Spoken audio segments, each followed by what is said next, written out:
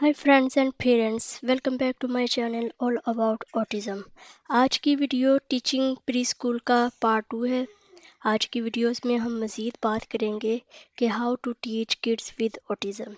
जैसा कि पार्ट 1 में मैंने आपको बताया था कि बोर्ड के बाद मैंने आरिस को पेपर्स के ऊपर बुक्स एक्टिविटीज़ के बुक्स के ऊपर राइटिंग करवाना शुरू की थी, और ये शुरू में मेरे लिए बहुत मुश्किल थी। पार्ट 1 की वीडियो में आप देख सकते हैं कि मैंने आरिस को गोद में बिठा के करवाती थी काम, और इसको मैंने पहले तो चेयर और टेबल रखा था कि चेयर और टेबल पे बैठ के करेगा। लेकिन ऑटिज़म किड्स को आपको पता है, ऑटिज़म किड्स हाइपर एक्टिव होते हैं और वो उनमें सेल्फ स्टीमिंग बहुत ज़्यादा होती है, वो एक जगह बैठ के काम नहीं कर सकते। तो मैं जब उसको गोद में पकड़ के एक्टिविटी करवा रही थी तो तब वो उसको फिर भी बेहतर तरीके से कर रहा था।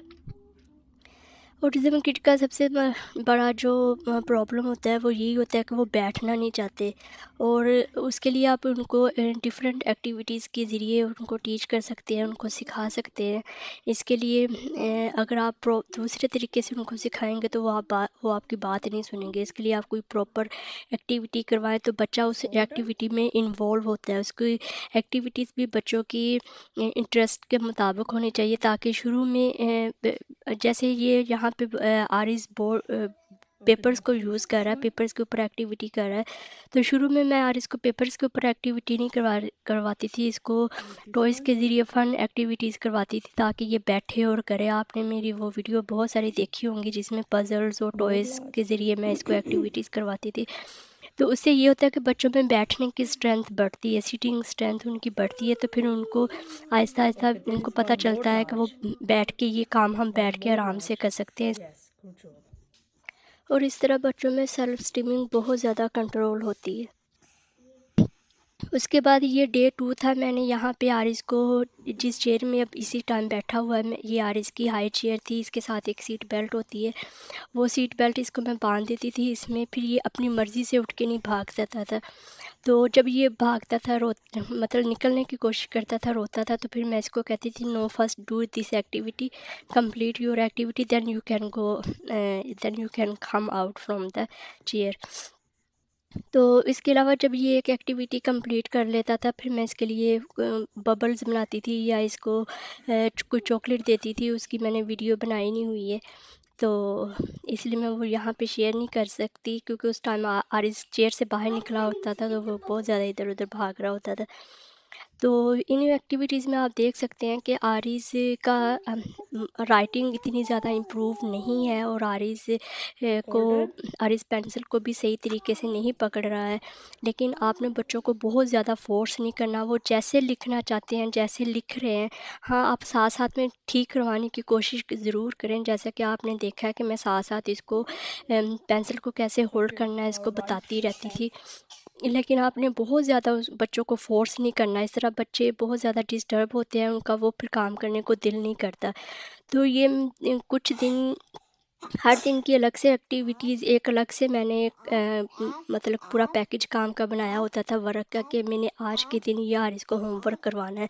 तो वो सारी एक्टिविटीज़, उसमें कुछ एक्टिविटीज़ होती थी, कुछ वर्ड्स को ट्रेसिंग करने वाले होते थे, नंबर्स होते थे। तो वो चाहे आर्टिस्ट जैसा भी करता था, इसमें सबसे जो इम्पोर्टेंट चीज़ होती है कि आपका बच्चा आराम से बैठे। आप यहाँ देख सकते हैं कि आरिस हाई चेयर में बैठा हुआ है, वो डाइनिंग टेबल की चेयर पे नहीं बैठा हुआ। तो इसमें आरिस को ये होता था कि आरिस ने ये काम कंप्लीट करना है, और फिर मैं इसको, आरिस जब ये काम कंप्लीट कर लेगा तो फिर इसको बाहर निकलने की परमिशन मिलेगी। तो इस तरह बच्चों को ये एक्टिविटीज़ करवानी मुश्किल तो होती हैं, लेकिन आप जब 1 घंटे के लिए, चाहे आधे घंटे के लिए भी एक काम रोज़ बच्चे को करवाते हैं, तो बच्चों का इंटरेस्ट डेवलप हो जाता है उन चीज़ों में। और कोई भी एक्टिविटीज़ है, ये बात मैं पहले भी कर चुकी हूँ, चाहे वो स्पीच थेरेपी हो, चाहे ऑक्यूपेशन थेरेपी हो, उनमें बच्चे बहुत ज़्यादा सीखते हैं। हर एक्टिविटी में स्पीच थेरेपी भी होती है और ऑक्यूपेशनल थेरेपी भी होती है, क्योंकि बच्चे कुछ ना कुछ लर्न कर रहे होते हैं। और फिर जब भी ये अपना काम कंप्लीट कर लेता था कोई भी, तो मैं इसके साथ हाई फाई करती थी। ये दूसरी एक्टिविटीज़ यहाँ पे आरिस कर रहा है। यहाँ पे आरिस ने खुद से सीजर्स को यूज़ करके ये फ़िशेज़ को काटा था। ये एक्टिविटी थी कि 3 फ़िशेज़ हैं, उनको पहले कट करना था, फिर जो फ़िश टैंक है उसके अंदर लगाना था।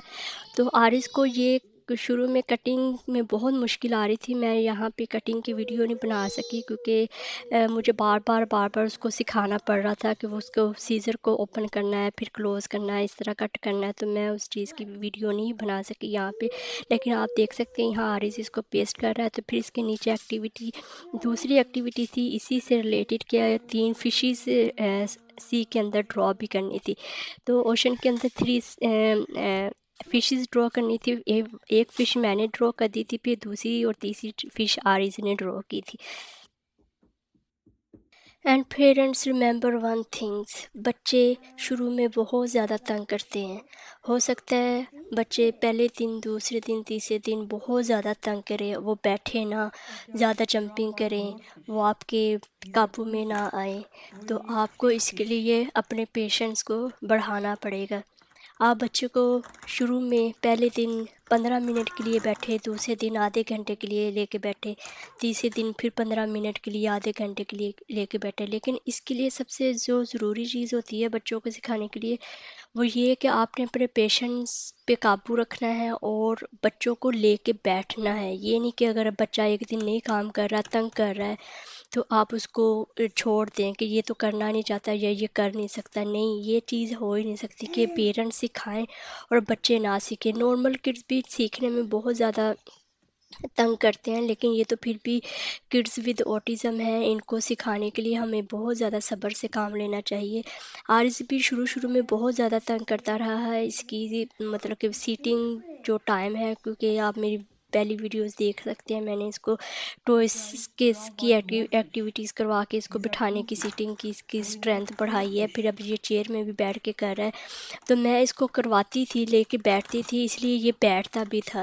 اس لیے چاہے یہ اچھا کر رہا ہے، چاہے اتنے اچھے طریقے سے نہیں کرا جتنے اچھے طریقے سے میں کروانا چاہتی تھی، لیکن جیسا بھی بچہ کرے، ایک دن وہ ٹھیک نہیں کرے گا، 2 دن ٹھیک نہیں کرے گا، آہستہ آہستہ اس کی رائٹنگ بھی امپروو ہوگی، اس کی سیلف اسٹیمنگ بھی کنٹرول ہو جائے گی، اس کی ہائپر ایکٹیویٹیز بھی کنٹرول ہوں گی. آہستہ آہستہ بچہ بہت کچھ سیکھنا شروع کر دیتا ہے. اس لیے سب سے ضروری چیز یہ ہے کہ آپ بچوں کو لے کے بیٹھیں اور ان کو سکھائیں ضرور.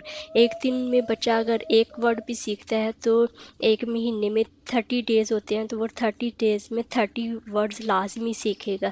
تو یہ آپ کے اوپر یہ ہے کہ آپ اپنے بچوں کو کتنا سکھانا چاہتے ہیں، اور آپ جتنا سکھانا چاہتے ہیں آپ بچوں کو اتنا سکھا سکتے ہیں. تو پیرنٹس، اگر آپ کو میری ویڈیو آج کی اچھی لگی ہے تو اس کو لائک، شیئر اور سبسکرائب لازمی کریں، اور اپنا بہت زیادہ خیال رکھیں، دعاؤں میں یاد رکھیں، اور تھینکس فار واچنگ.